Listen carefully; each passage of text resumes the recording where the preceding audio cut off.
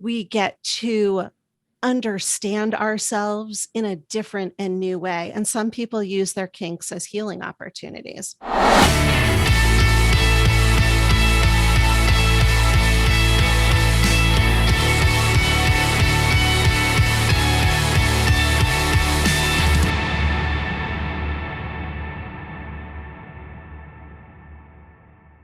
Hello, Leah. Welcome to Real Men Feel. Hi, Andy. I'm so excited to talk to you. It's been quite a while. Yeah, I was trying to look back and we meet like 2009, 2010, something like that. Something like that, yeah. Anyway, so you've had lots of adventures since we first crossed paths, and one of them is your podcast, Good Girls Talk About Sex. Correct. So why don't you tell me a little bit about how your show operates, how you got into that? Absolutely. So first of all, it's my favorite thing to do in the whole world because, I get to talk to women about sex all day. So what's bad about that? The podcast is literally me having conversations with women about their sex lives, from the super mundane to the really kinky and outrageous. We start, it's often kind of a chronological conversation, starting with like, when did you figure out how to masturbate?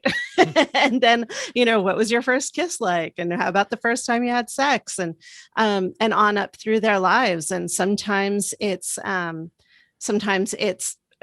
difficult because a lot of women have experienced abuse and trauma related to their sexuality. Sometimes it's really funny because sex is weird and everything in between. I love it. And the reason that I contacted you to have this conversation is because I have been surprised at how many men have contacted me to say, I listen to your podcast all the time, and I've learned so much that nobody ever taught me about women. And so I thought, well, maybe I should be talking directly to the men then. Cool. So since it's conversations men are surprised by, are the conversations surprising you as well? That's an interesting, I think every person has such an interesting individual story. So I wouldn't necessarily say I'm surprised by most things, but I feel everything so deeply, every time somebody comes in with a really hard story, it's like I get to go through it with them again. Or it's not like people come in with super kinky stories and I'm like, oh my God, I've never heard of that. Because I haven't necessarily done the kinky things, but I've done a lot of learning about kink. So it's an interesting question, though. I can't think of a time when I've been like, oh, I've never heard such a thing before. Yeah. So is that the sort of message you hear from men? Like, I didn't know that was a thing, or is it much? Like, what level of openness, of vulnerability is it coming? Is it welcoming the men to step into? Huge. So the most frequent email or message that I get, and honestly, it's heartbreaking. The most frequent message I get from men is, I didn't know that women wanted or felt pleasure. Like literally our sex ed, at least the way that it's done in the United States, and I know like in Canada, it's not much better.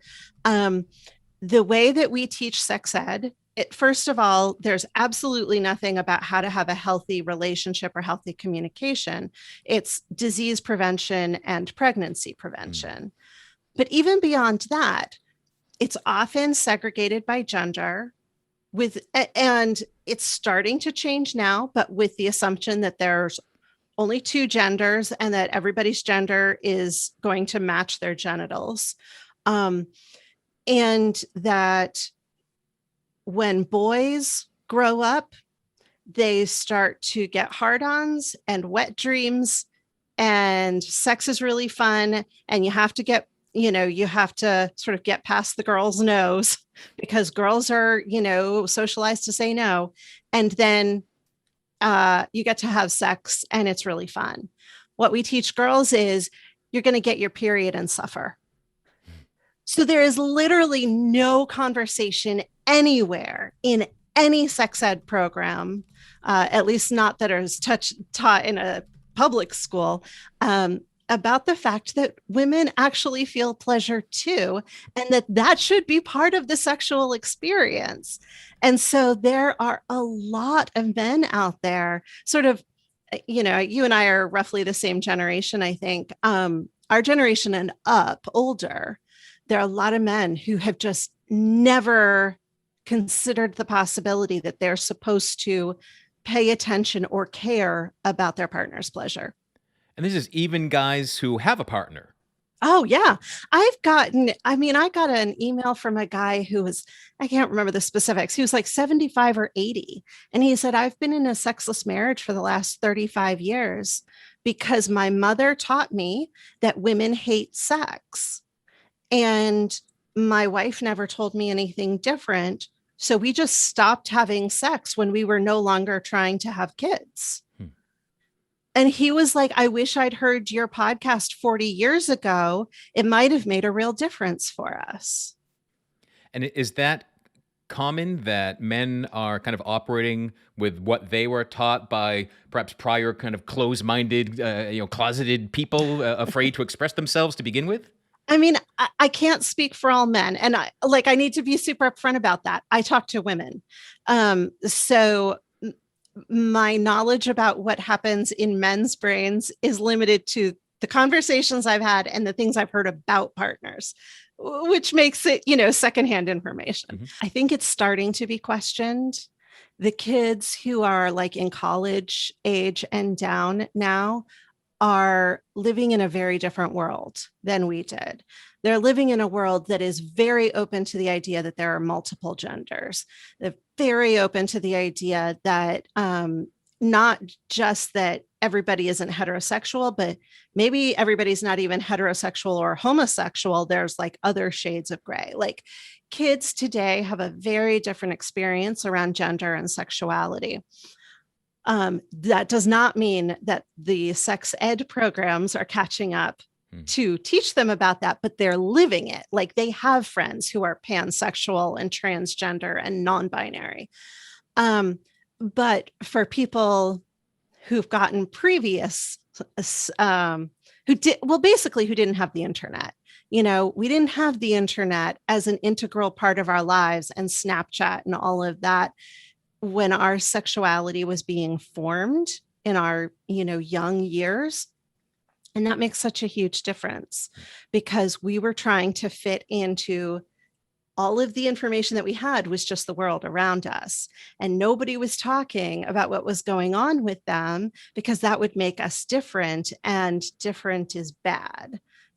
That's a super general statement, but for the most part, we try to fit in because that's what keeps us in good standing with our community.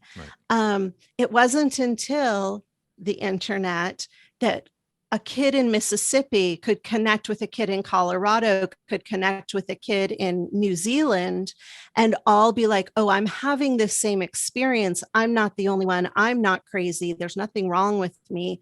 It's just that I don't have enough people in my circle who are talking about this. And the more people who get that information, the more it becomes socially acceptable because there are just more people.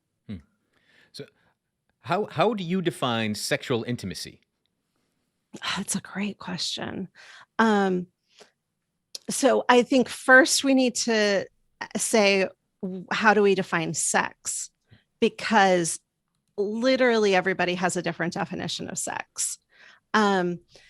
Some people think it is it okay if I use the real words? Please. For some people, it is penis and vagina. That is what sex is. Well, that discounts our community members who don't have one penis and one vagina in their relationship. So that can't be it, because I'm not willing to say that lesbians have never had sex.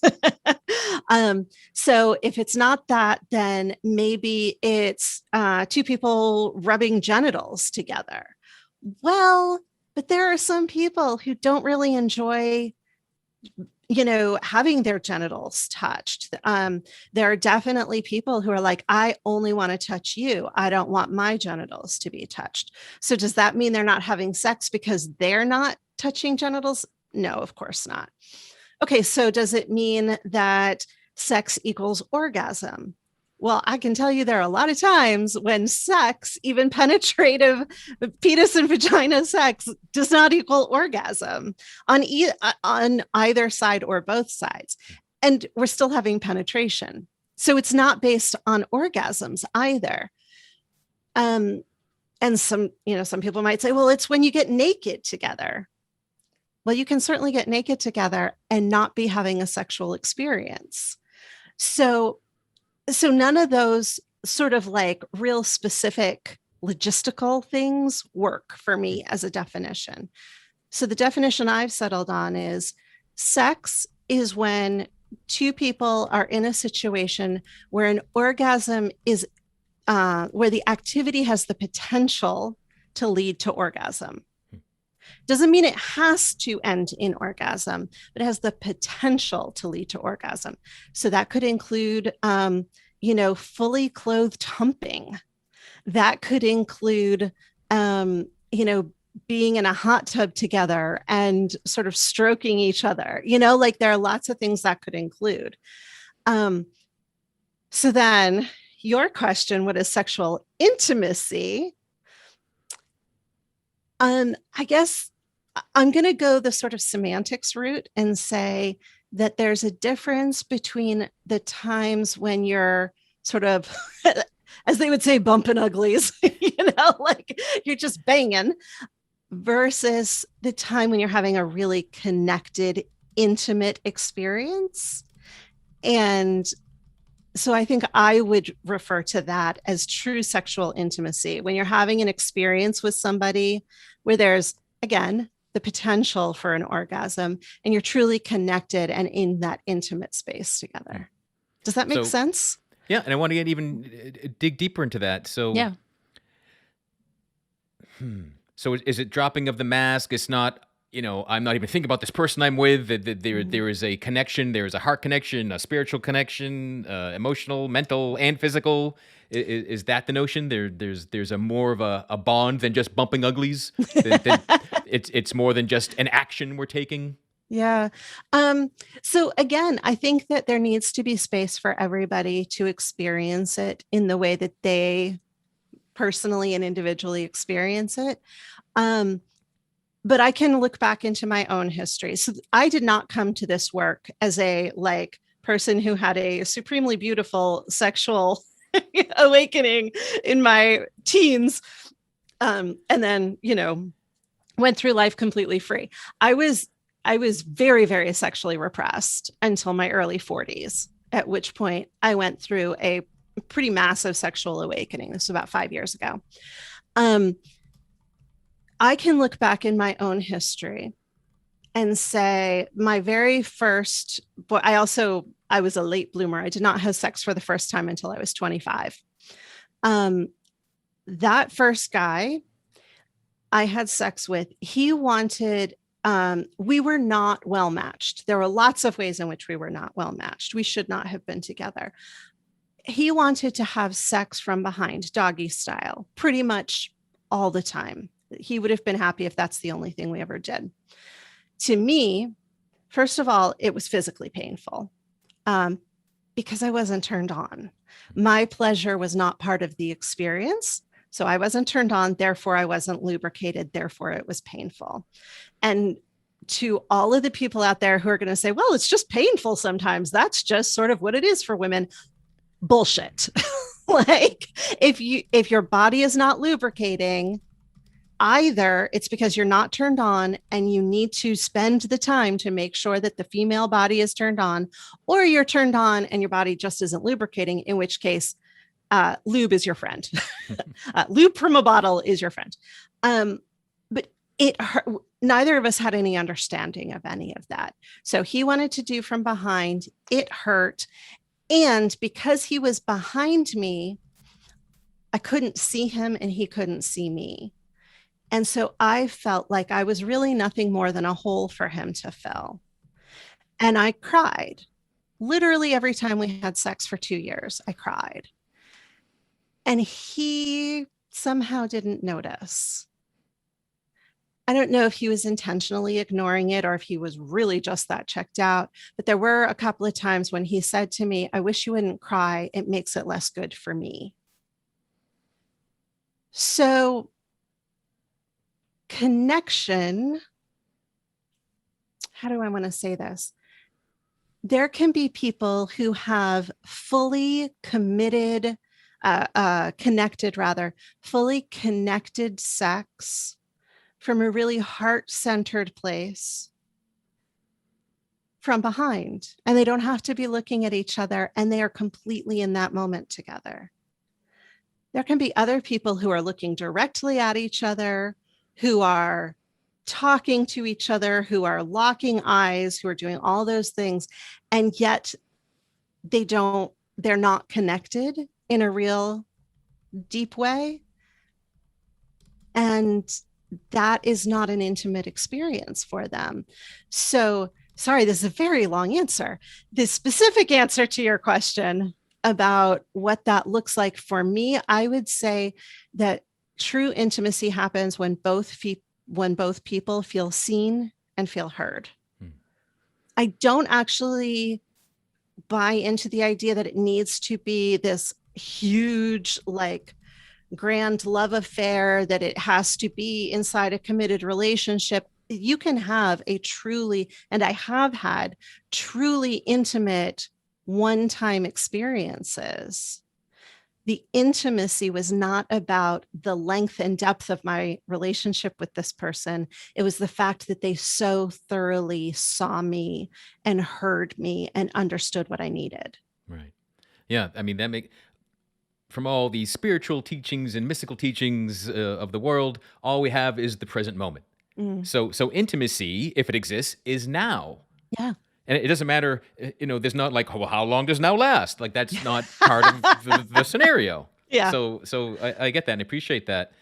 But and thank you for sharing some of your story.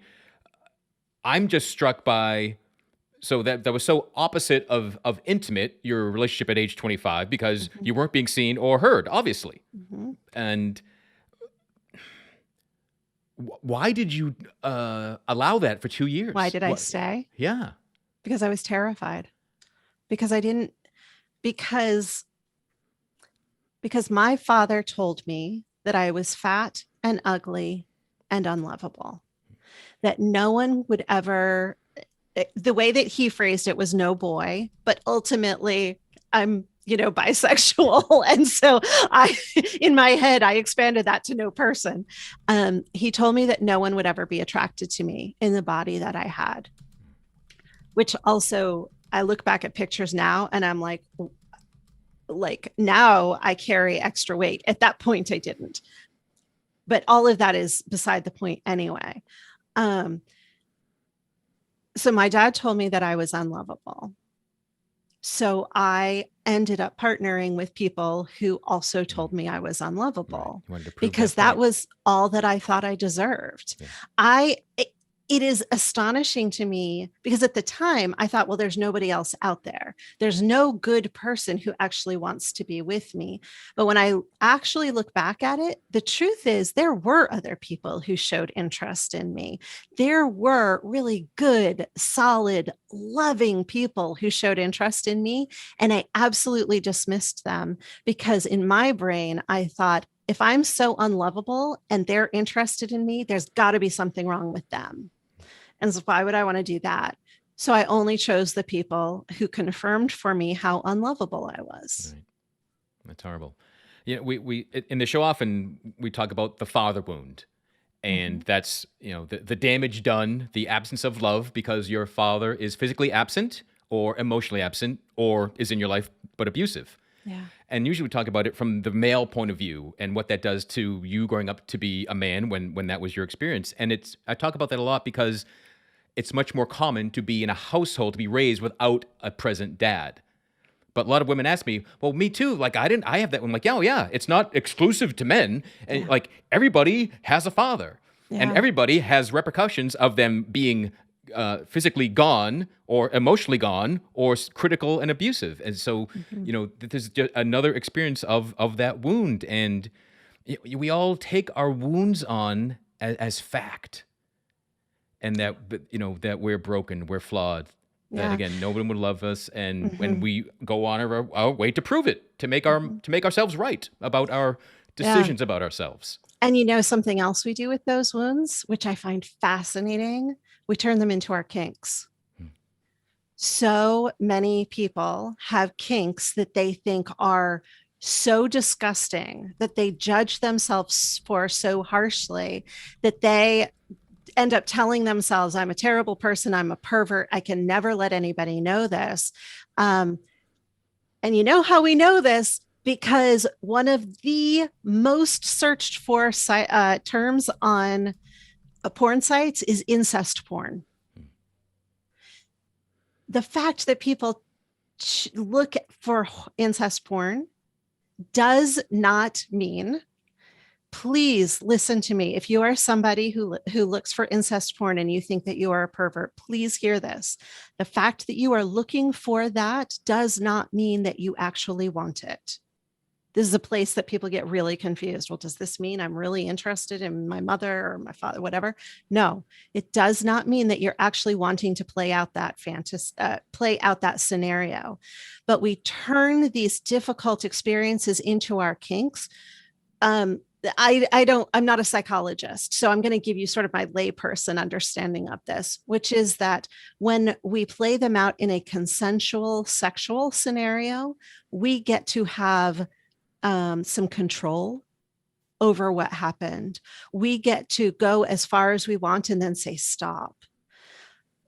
We get to understand ourselves in a different and new way. And some people use their kinks as healing opportunities, which is a totally different subject from what we're talking about today. But but people who have really difficult relationships with one or the other of their parents and then go searching for incest porn, that's actually a coping behavior Mm. that we should be talking about rather than shaming. But what we do is we tell people that they're disgusting and horrible and that no one will ever love them, which is absolutely not the truth. There are people in the world who, if you have the desire to play that out, there are people who will play that out with you who are not your biological mother or father. Hmm. So your podcast is called Good Girls Talking About Sex. So somewhere in the mix of no one will ever love you, that message, was there also a message of you got to be a good girl? Oh God, yes. Yeah. Um, I had to be a good girl because that meant that, I would stay under my father's radar. At the same time that he was telling me no one would ever love me, he was also telling me that he had to protect me from boys and lock me in my room until I was 30. And he would break the kneecaps of any boy who ever showed interest in me. So it was like this very confusing mixed message. Plus, he was speaking to me sexually about my own body. So there was a lot of really confusing stuff flying around. And so, what I knew to do, the only thing that I knew to do to protect myself was to be as good as possible so that he would pay less attention to me. The less notice that I brought onto myself, the better. Um, and even without that sort of addition of trauma, this is a space that most women grow up in, which is that we just as a society teach our little girls, sit down, pull your dress down, be quiet, make sure that when everyone's done eating, you pick up the dishes, don't run around and yell. Like we teach our little girls to be quiet, to be small, to be seen and not heard, to be pretty. We teach our little boys that they can put frogs in their pockets. Like it's a completely different way to raise children based literally on what is inside their pants, Hmm. nothing else. It's so asinine. But yeah, most of us are brought up to believe that we're supposed to take care of everyone else first. And so then you bring that into the bedroom because we learn the lessons as little girls, but nobody teaches us anything different later. We bring those lessons into the bedroom and we spend our time focused on making sure that our partner is okay, making sure that our partner is having pleasure, making sure that our partner has an orgasm. And if that requires us to fake our orgasm or to tell them that we enjoy things that we don't actually enjoy, to put up with things that we really don't want to do, all of that is in service to making sure our partner has enjoyment. And therefore, we are fulfilling this prophecy that women don't enjoy sex. Yeah. Yeah. So much of what you're sharing and the talking about incest porn and that interest being a wound, it's making me think of something rarely. I think twice in my life I've heard guys talk about this, and this is the notion of, you know, men having daughters, and it's, you know, daddy's little girl, daddy's little princess, and princess grows up and becomes sexually attractive, and the man feels things and notices things and like doesn't know what to do, so often will shut down at a certain age as his daughter goes through puberty. They just boom, the relationship totally changes. So I wonder if that was your experience at all. Was your dad horrible from day one, or was there a change in your body that triggered it for him, or anything like that? I don't know the answer to that because I have a lot of big black holes in my memory, which is, fairly common for people who grew up in ongoing trauma. I can say that the comments about my body started around 11, I think. I was about 11. And they included, like I said, he commented on my body in sexual ways. Yeah. So I've been through a lot of therapy about this, right? And I think the most helpful thing I ever heard was from a coach who said to me, your father saw you starting to develop and starting to, exude sexual energy, and he got confused. He thought it was for him. And it wasn't, and it never would have been, but he didn't have enough skills to know that. And I've said that to other people and they found it very disturbing. I myself find it incredibly comforting because it means that my father was not, I don't think that he was ever malicious. I don't think that his abuse was ever malicious. I think he just didn't have any skills. Yeah, that rings and feels really true to me as well. And it's why I want men to understand, to hear and understand. And obviously we're talking about heterosexual men here, or bisexual, any man who deals with women. I want men who have sex with women to understand what it takes to have a connected, fulfilling, heartfelt sexual experience so that they can be doing that in the appropriate place. And that brings a happier relationship, which means that everybody in the house is happier. But also a byproduct of that is that we teach our daughters that they deserve that too. Yeah. That they are allowed to want and to wait for this kind of deeply fulfilling experience, that they don't need to go out and find somebody who's going to abuse them just in order to get attention. I think that's really important. So based on your personal experience of all the women you talked to on the show and the feedback you've had from men, what do you find that men need to hear or learn to create those tighter, intimate, healthy sexual relationships?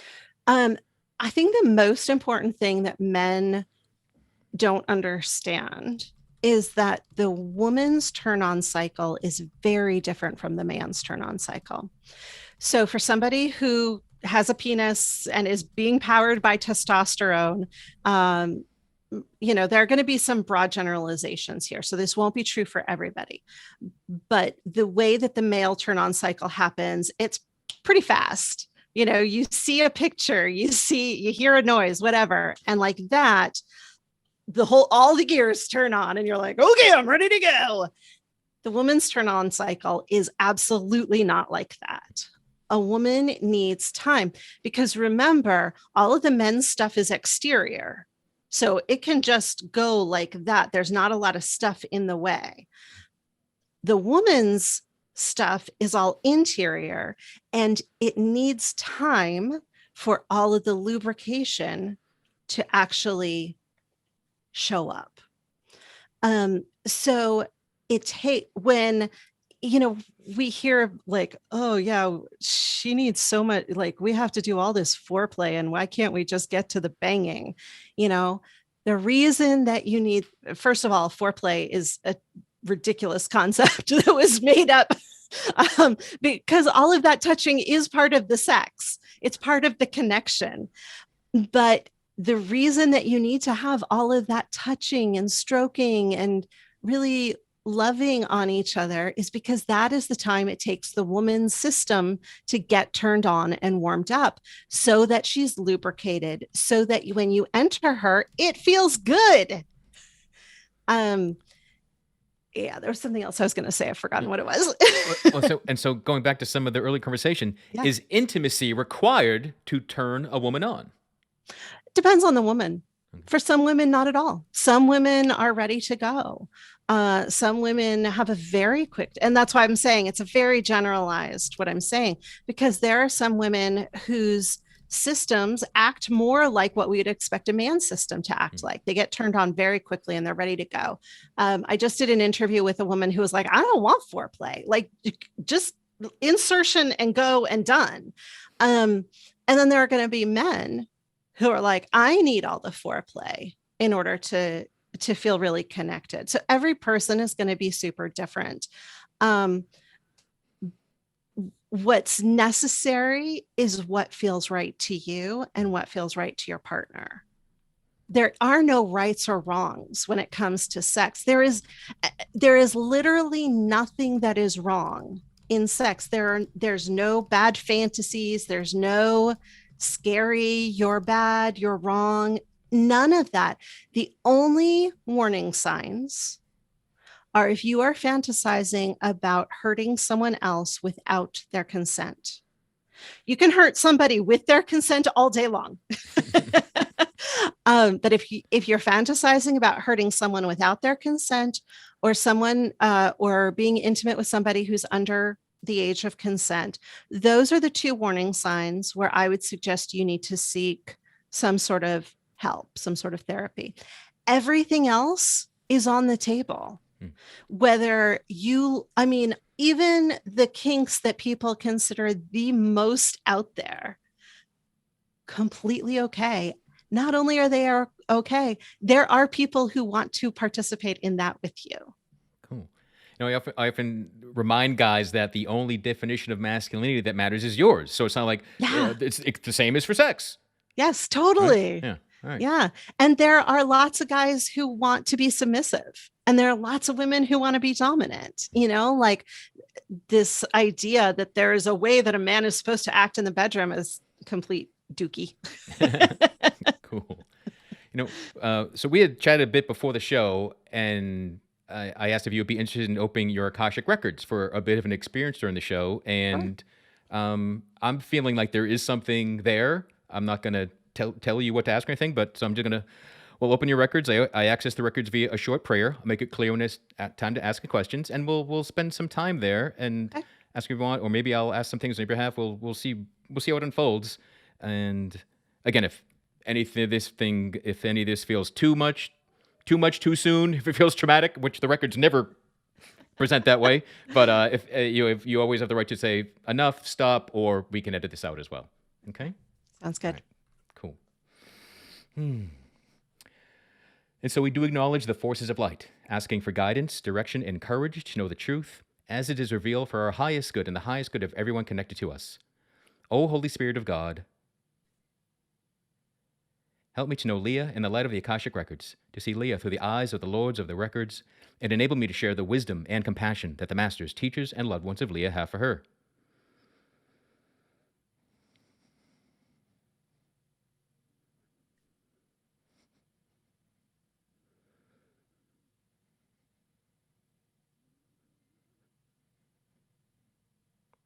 The records are now open. What would you like to ask? I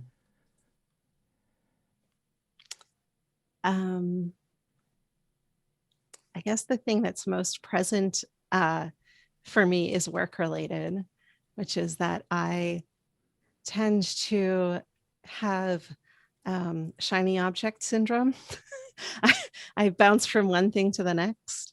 And right now, I'm really focused on getting a book ready for publication. And I guess my question is if I'm on the right track with that, if the book is the right thing to be doing, and if I'm taking the right steps toward it. So you're multifaceted, you're multi-interested, and that's a trait, that's a positive thing, that you have the ability to go, great. And it's showing up in the records almost like the love of like popping bubble wrap. Like, oh, good, pop, and like check all these things off. So though it feels like it feels good to you. So we encourage you, never, don't discount that. Don't put yourself down for having lots of varied interests and ideas and projects. With that said, the invitation as a human is to focus on one thing, to dive into that and get it as far as you want to get it before popping other bubbles. The book has a lot of positive energy with it and drive, but it's almost what feels more important than saying, aha, a book is complete, is everything else it opens. It feels like it opens other doors.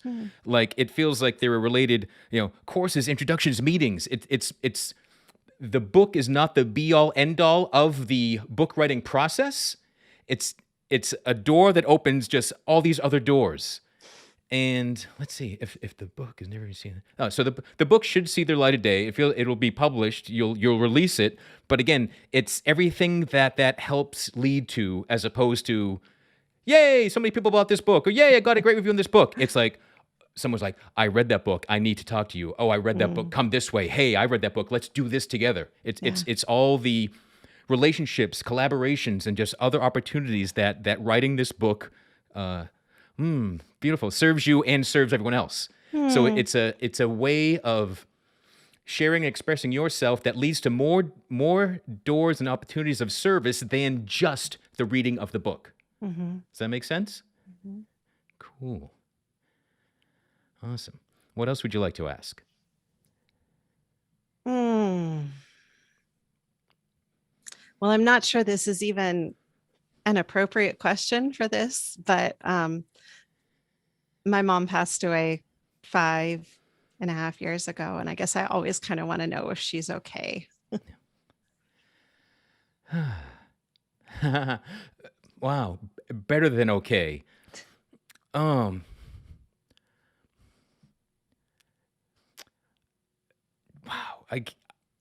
Andy's brain does not have the words. There's this level of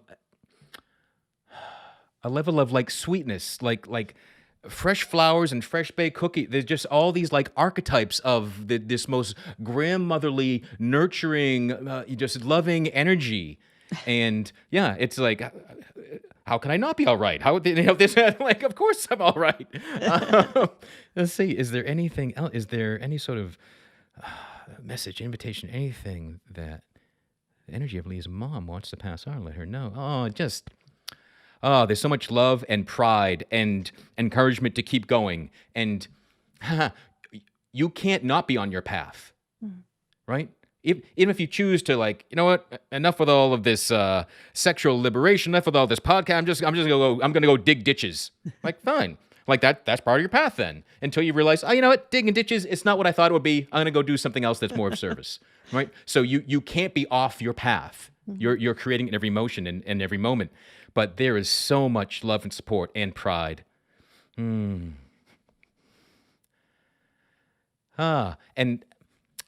unlimited reconciliation. What does that mean? Yeah, unlimited, unlimited healing. The return to oneness, because your dad's energy is here as well with that, not the sweetness, but the pride, Mm. right? The honoring and personality is stripped away, so Yeah. that's all gone. But there's just pride and almost, despite the roadblocks I laid upon you. Wow, look Mm. at what you have accomplished. Look what you're doing. Look how you're Mm. being of service to yourself and to others. So there's a lot of pride there. Is there anything else that Leah needs to hear at this time? Yeah, service, service, service. Huge for you. The more ways that you can be of service. And it's interesting. Service is this intertwined just S that keeps getting bigger and bigger for you. So service to yourself is service to everybody else, Mm. right? Like you can't be selfish. Anything that you perceive as selfless or selfish is really selfless. Anything that you can see that's only for you is somehow for others. Mm. Mm. Your willingness to be open, your willingness to share, your willingness to be completely transparent serves you and everybody else incredibly so. Incredibly so. Like beyond the realm that we that we mere humans will not recognize how transformative your openness, your authenticity is. That ability to let so many other people, like the world, the possible world audience of listeners and readers in, to have that experience of I'm not alone, I'm not Mhm. broken, I'm not a Yeah. mess. All right, and it comes down to the biggest fear. You encourage others to see and recognize and own that I deserve to be alive. Mm. Right, I deserve joy in my life, which can come about from relationships and sexuality or an infinite number of other ways. Mhm. So that's why it's important. And the book opening all these other infinite ways, that's all part of it. Your ability to pop bubbles will serve you because more will be coming your way. Instead of Yeah. just going, oh no, I can only do one thing at a time. This is too much. Like that's not you. So Yeah. and embrace that. Don't ever put that down. Right? That you can be varied of interest and pursuit is a wonderful, wonderful thing. And just realize you always have the ability to choose what to focus on. And just, it is your choice. And you can say, yeah, I'll pop those bubbles later. I'm not putting you away forever, right? Yeah. So invite all that in. But yeah, there's even all the good stuff you have. That there's more. You're just on the outskirts of all of your positive impact and feeling and growth and expansion. Awesome. All right. Is there anything else you would like to ask? I don't think so. Thank you. Okay, that does feel complete. All right, I'll close this out. I would like to thank the masters, teachers, and loved ones for their love and compassion. I would like to thank the Lords of the Akashic Records for their point of view. And I'd like to thank the Holy Spirit of Life for all knowledge and healing. The record's now closed. Amen. The record's now closed. Amen. The record's now closed. Amen. Cool. So we had never done that before. You have not had that experience? Mm-mm. Why I felt important to get to it was I was getting this big hit that there was healing, especially with your dad, that was wanting to unfold and be felt. Mm. So I hope some of that came through. Yeah, And you said a couple things that really struck me. One was you're talking about selflessness and selfishness. Have you watched the Derek Delgadio piece In and of Itself on Hulu? Oh my God.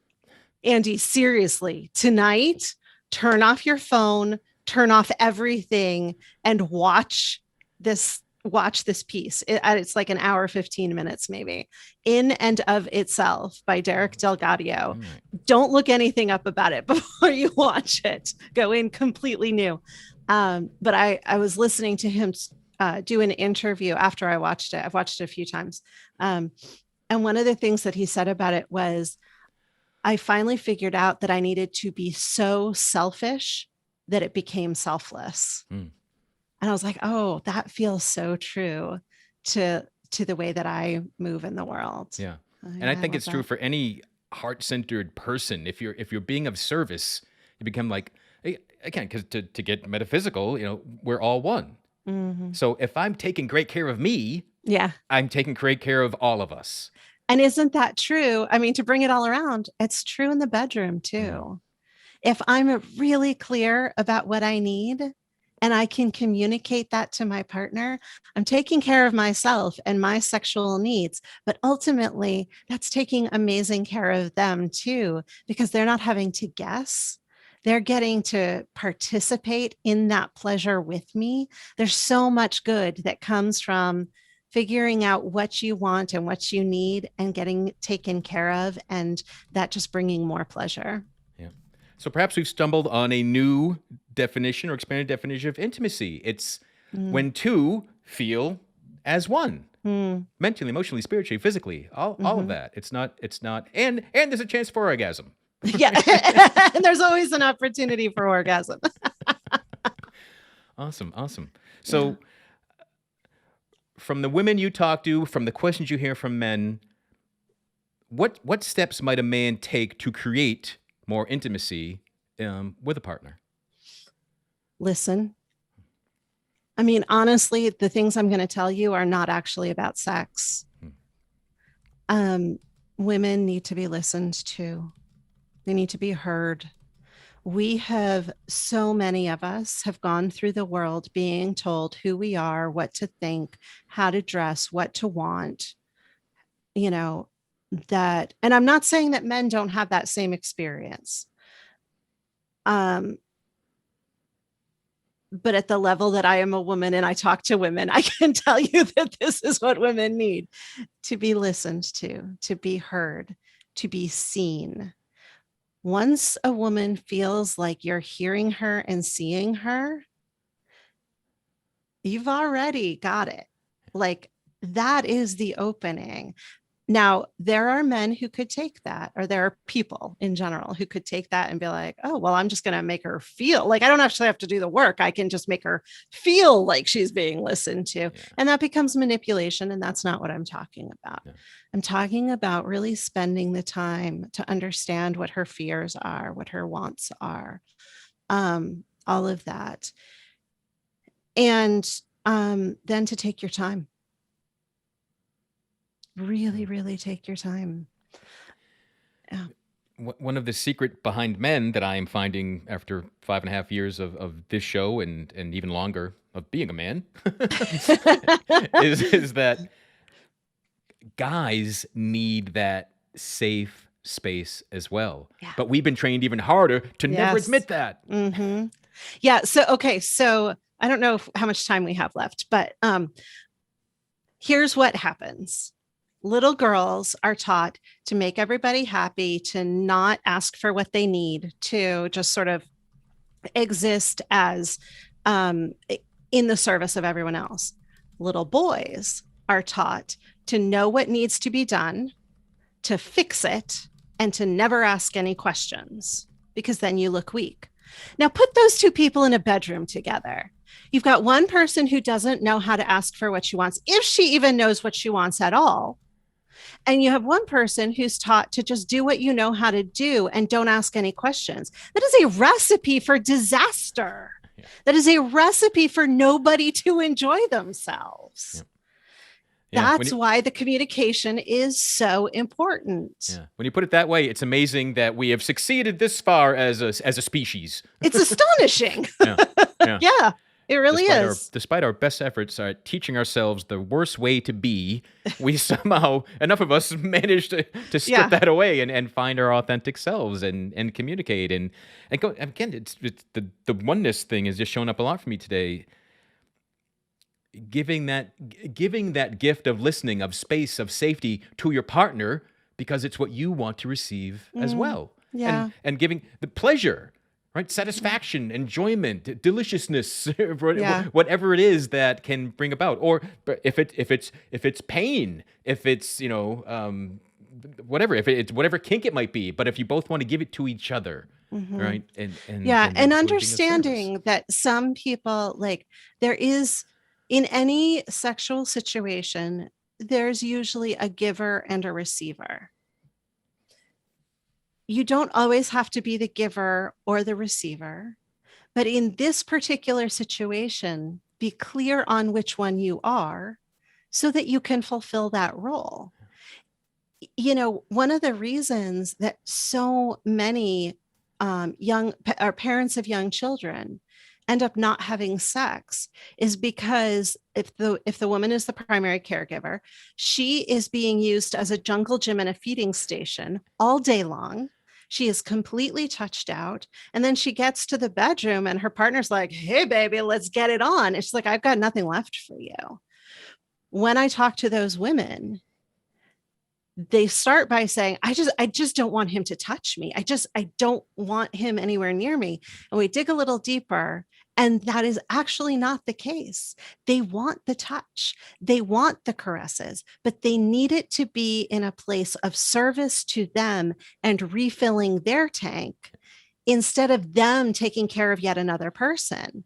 So in that situation, if you're the man coming home to your wife who's been alone with the kids all day, if you want to have sex, it's available to you. Or let's say if you want to have intimacy, because some women really do hurt down there. Like, that's not something that's on the table for them yet. But if you want to have a truly intimate, connected experience, start by being the giver and touching her in order to give her energy rather than trying to take an orgasm from her. Right on. Leah, I really honor and admire you and thank you for the work that you're doing with all the work you've done. You've done lots of different books and touring and presenting and speaking, but especially now with Good Girls Talk About Sex and what you've shared today. Again, I praise and welcome your authenticity, your openness, your willingness to go into the records. We never know what's going to be there when we play that game. But what's the best way for people to connect with you, to learn more about you and working with you? So the podcast, like you said, is Good Girls Talk About Sex, available on all your regular podcast apps. You can find me on Instagram at Good Girls Talk. I have a YouTube channel at Good Girls Talk. I haven't done much with it for quite a while, though I do want to get back into it. But also I do coaching. And I have to this point worked with women and with couples. But Andy, because I love you so much and because I trust that your audience is filled with men who really are interested in delving into themselves, I wanted to open the opportunity to work with a couple of your listeners. So I'm opening 3 spots for specifically for your listeners. And I'll give you this link to put in your show notes. It's leahcarey.com/real men.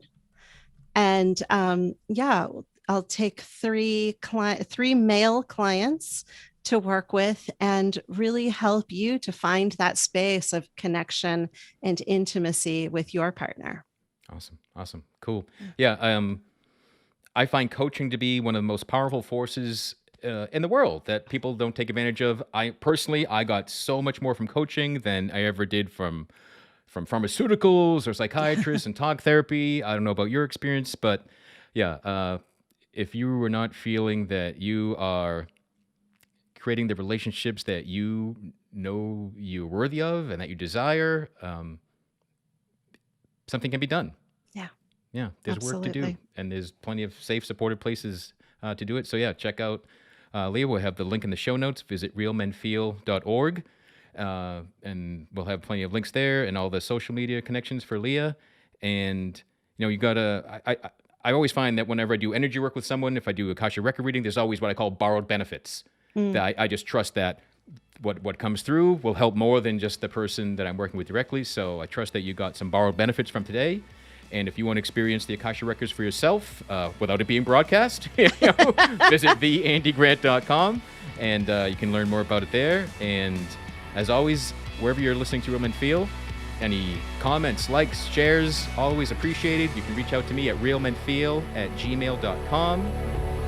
And until next time, be good to yourselves.